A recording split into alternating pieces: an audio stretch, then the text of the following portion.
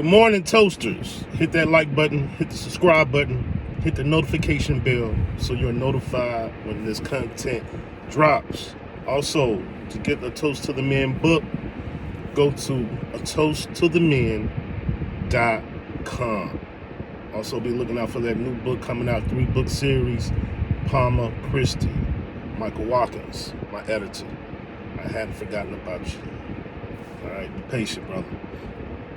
Love you. Be patient. Toasters, I was looking at a video on TikTok yesterday that really provoked me to speak on it. Now, in this video, this lady, this wife, is doing the 2-card challenge, where you approach a person with an option of choosing one of 2 cards. They can't see what's on the back of the cards, what they're selecting. You know, they're just randomly selecting one of the 2 cards, and whatever card they choose, they turn around, see what's on it, and that's what they're going to do for the day. This woman approached her husband with this, and he chose one of the 2 cards, of course. The card he chose said, we're going to do a manicure, pedicure, and I believe it's going out to dinner also, I believe it was. And maybe something else. I can't really remember everything. I remember the manicure and the pedicure. And the brother, I guess he's not on social media a lot. So he was confused. He was shocked. He didn't know what was going on. Like, what is this? You know? So she explained to him what was going on. When it registered, he paused. He's trying to take it all in. And he ended up getting emotional and started crying. And then it proceeds to show them experiencing everything that was on the card. I commented, I can't remember verbatim what I said, but I commented that this is a brother who's not used to receiving, only used to giving. I feel you. Brother, that's our duty to provide, but I feel you, and I salute the woman for showing gratitude and appreciation. I had a lot of people like to come in, had some pushback, which is fine. You know, I just was sharing how I felt about it. And a few people stated that it was sort of reaching, because there's the only number of limited characters I could put in, a comment. So they're pulling things out. They're projecting. So a couple of people said relationships should be 50-50. And it shouldn't be all on the man just to provide. I don't agree with that totally, and I disagree with the 50-50. It should not be totally on the man to provide. I think in the physical world, the material world, I think that should be the man's primary role as a provider, to provide. And when I say primary, I say that should be his primary focus. But you do need a woman who's prepared to have your back when you're weak, when you go down.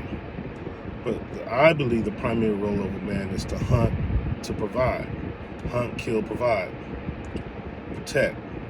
That's what I believe. So anybody else can do what they want in their household. I believe the number one primary responsibility, not sole, a primary responsibility of a woman is to protect the family, protect the man in the mystic world, the spiritual world. Be a nurturer, be peace, be a bosom to lay on, figuratively speaking and literally. To be that homemaker, make the house a home, that warmth. So connected to that spiritual world, that mystic world. He's protected in that world, although he's grounded in this material, this physical world, because both worlds are important. That's what I believe. Now, should the man be able to tap in and be that protector in that spiritual world, in that mystic world? Of course. But how can we split either one of those 50-50? That's not even realistic. Both people should be given 100% effort in their primary roles. But also, I think we should start looking at relationships as investments. You should start looking at your partner. We should start looking at our partners as an investment. And I haven't always done that. I've probably done a poor job of that in some ways. But we should look at them as investments. I'm investing in something. So we should have the mindset that we're going to give 60%, 60%. And you may say, well, that's still trying to balance. No, what I'm saying is, we're going to overinvest. We're going to overextend ourselves, both of us. So although the man is primarily responsible and focused on this material world, this physical world, he's going to come in and lighten the load on that woman, spontaneously. Because he's overinvested. He's like, yeah, I got this covered, but let me give her a break over here. And the woman is overinvested. She's saying, yeah, I got this covered over here in the home, and I'm in this nurture. I'm protecting my family, my man in this mystic world, the spiritual world. But let me lighten the load over here a little bit, spontaneously, or every so often, to give them a break over here. That's overinvesting. And I believe that's how you can lighten a person's load, where nobody's keeping score about a 50-50. Nobody's worried about or burdened with how much they're putting in. Both people are overinvesting. It's like a team. I equate a lot of things to basketball and sports. It's like, yeah, we got a guy whose primary role is to score the ball. That's what he's in there for, to score the ball. But when you see a guy, rest in peace Kobe, when you see a guy like Kobe or LeBron or Michael Jordan or Kyrie or KD, man, we see these guys whose primary role is to get buckets. But when you see them take a charge, when you see them make the extra pass, when you see them go after it on defense, that motivates everyone else to do more. Because I know this man makes the big bucks. His primary role, his primary focus is to score. But he's doing this other stuff too because he wants to win. He's overinvesting. That's how the relationship has to be. People have to overinvest, man. I know you are focused on this. I know this is your primary role. And kudos. But give a helping hand over here. Every so often. I think both people think that way. That my primary role is this. I'm going to overinvest into my partner, to my household, to my relationship. And do more than I'm expected to do, and do it joyfully. I think that's the recipe. But the challenge is getting two people to buy into that. That's the challenge. Getting two people to buy into that concept. That's the thing, man. How do you get two people to buy into that? So that's the biggest challenge. And so that's going to always be our biggest challenge, is getting two people to buy into something. Two people with two different DNAs, mindsets, upbringings, experiences. How you do that? That's the biggest challenge. But yeah, the 50-50 thing is not realistic. Not only that, I don't know how you break up 50-50 in the spiritual world, in the mystic world. I don't even know how you do that. And even in the material world, the physical world, it may seem feasible. However, let's say one person is making, let's say, $200K a year. The other spouse is making $50K a year. And they're obviously able to live two different lifestyles. Whose lifestyle do we live? And according to their salary. And if we're going to live the 200K lifestyle, or something that's comparable to that, and we're breaking up things 50-50, hey man, that the spouse is making the 50K, it ain't gonna go too well. I don't think they're gonna buy into that. So I know it may sound misogynistic, and it's okay. I don't think women are wired or meant to carry that kind of load. That's me. I've seen it, man. I've talked to a lot of women, and of course, I've dated a few women, so I've been married a couple of times. So I've seen and heard stories. And I've seen my mom as a single mom and the effect it took on her, having to be the sole provider. She lost some nurturing aspect to her. She lost some femininity to her because she was out of her natural state. I didn't really get to know my mom as a feminine being until she had retired and had grandkids and stuff. I saw a different side, because she was out of her natural state. I've seen her stories, women stressed out, getting knots in their neck, knots in their back, because they're out of their natural state. Man, even when I was a young man and I was relatively making decent money, it's all subjective, right? But man, even if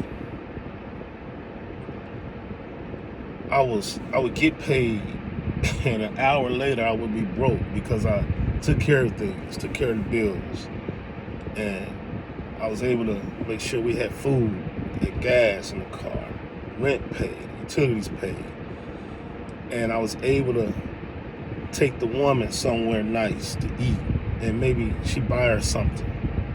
And if it made me broke, I only had $10 to $20 left to the next paycheck, I still felt good. I still felt good that I was able to do that. I wasn't stressed. I was not stressed. I felt good. Like, everything's good. And I'm still able to take my lady out, get her something nice too. I'll make it to the next check. Now, is that a wise way to think? No, but I'm giving you an example of the differences with men and women. If you put a woman in that same situation, she doesn't even think like that. And she's going to be depressed having to do what I did. Well, I found joy in it because that's my natural state, to hunt, kill, provide. That's my natural state. If she has to do what I'm doing, she's going to be depressed over time, maybe immediately, because she can't be in her femininity. She's not going to be as nurturing. She's not going to be as peaceful. She won't be my peace, anybody's peace, because she's out of her natural state. And if I'm in her role, I'm out of my natural state, I think I'm going to feel some way. I'm going to lose some of my masculinity. And yeah, I believe it's a bad recipe. It's a bad recipe. That's me, though. So I say, again, both parties give 60-60. Overextend, overinvest. And be cognizant of, Yeah, there's a physical world, there's a material world, there's a mystic, there's a spiritual world also. And no one, my belief, no one can protect you in that spiritual world, that mystic world, like a feminine woman, a righteous feminine woman. That's in her full femininity. That's my belief. And also with the video, we don't even know if that's that man's love language. You know, I think she was doing things that she would like to do with him. That's what she loves to do. So we don't even know if that man really enjoyed it. I think the initial shock, yeah, he was shocked and he was grateful, he was emotional that she was doing something for him. But that's a problem. He shouldn't be that shocked. You know, he shouldn't be that shocked. He should be grateful and appreciative. But to the point of crying that he's the center of attention for once, and this man looks like he's at least between 50 and 60, that's a problem. That's a problem. You know, so, you know, her posting the video, what was it really about? Was it about her ego? Was it, you know, a humbling experience for her and her trying to show us, or show the ladies don't let it get to this point where this man is this emotional because someone's doing, not someone, because his spouse is doing something for him? Yeah, who knows? But I'll leave it with this. Regardless, brothers, like I said, you can do what you want, of course, but regardless, if you're doing 50-50 or 100%, whatever, live within your means, meaning live a life you can afford, whether that woman is there or not. And a lot of women will push back on that because they want to live this type of life where you can't afford this life unless you're with her. No, live the life you can afford as if you were a single man. Promise you, you'll thank me later. If she can't get with that, that's not the one for you, and that's okay. And that's not saying she's wrong. She's not wrong. She's not wrong. She's not just for you, but she's not wrong. And there's somebody else for her. You know, there's somebody else out there for you. But don't live a life you cannot afford solo dolo. It'll come back to haunt you. So that's all I got, Toasters. Let me know what you think in the comments. Again, like, subscribe, hit the notification bell, and you enjoy your week. As always, love, peace.